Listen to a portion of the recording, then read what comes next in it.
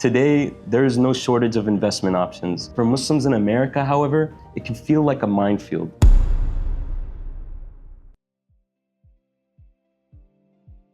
Assalamu alaikum. My name is Tamim Qasim, and I'm a financial advisor at Azzad Asset Management, where we help Muslims manage their finances and investments in accordance with their values. Today, there is no shortage of investment options, public and private markets, debt, equity, and derivatives. Even for the average investor, the American financial system is already a maze. For Muslims in America, however, it can feel like a minefield. A secular landscape built around profits over values and efficiency over ethics. Without proper guidance, it's easy to make mistakes. As Muslims, we know our wealth is a trust from Allah. Our faith governs every part of our lives, including how we grow and invest that wealth. And while Allah forgives ignorance, even unintentional sin can still impact the heart and the world around us. That's why clarity matters, and we gain that clarity through Islamic jurisprudence, or fiqh, by relying on qualified scholars who apply Islamic principles to modern financial systems.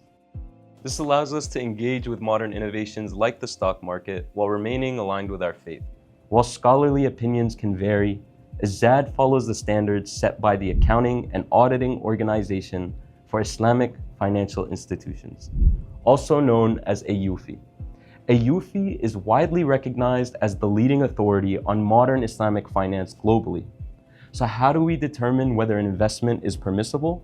The standards are twofold. They include qualitative and quantitative evaluations consecutively. First is the qualitative test. This examines the company's core business activity. In other words, what is the company's primary purpose as shown in its legal documents and public materials? If the core business falls into a prohibited category, the investment is immediately deemed impermissible.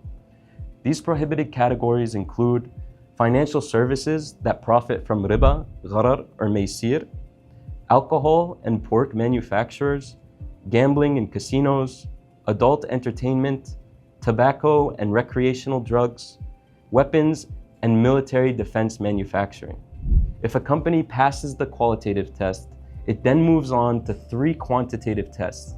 The first is the debt to market capitalization ratio, which compares a company's total debt to the total market value of all of its stock. A company's total debt must not exceed 30% of its market cap. The second is the interest earning assets ratio, which compares the total value of a company's interest earning assets to its market cap. Interest earning assets include money lent to others for interest, bonds, and money market instruments owned by the business. Interest-based assets must also remain below 30% of market cap. The third test is the incidental revenue test, which looks at the percentage of total revenue being earned from impermissible sources. To pass, that revenue must be incidental, as in not core to the business, and less than 5% of the total revenue of the business. But the responsibility doesn't end there. Passing these screens does not make interest or other haram permissible. It only allows for the conditional participation contingent on purifying those proceeds. Even below the 5% threshold, Muslim investors are still required to surrender that impermissible revenue through a process known as purification. It involves calculating the impermissible revenue on a per-share basis and prorating it to the holdings in your portfolio. This determines the portion of your returns that are not permissible to keep and must be given to charity. It's important to note that according to AAOIFI, this amount is not considered zakah and is not eligible to earn spiritual reward due to its source. After all, it was never your intention to keep it.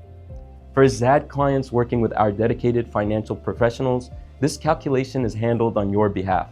For nearly 30 years, we've issued purification statements to our clients every Ramadan, giving our clients confidence and clarity in the Sharia compliance of their investments. To learn more about working with our financial planners, please visit us at azzadasset.com. Jazakallahu khairan and salamu alaikum.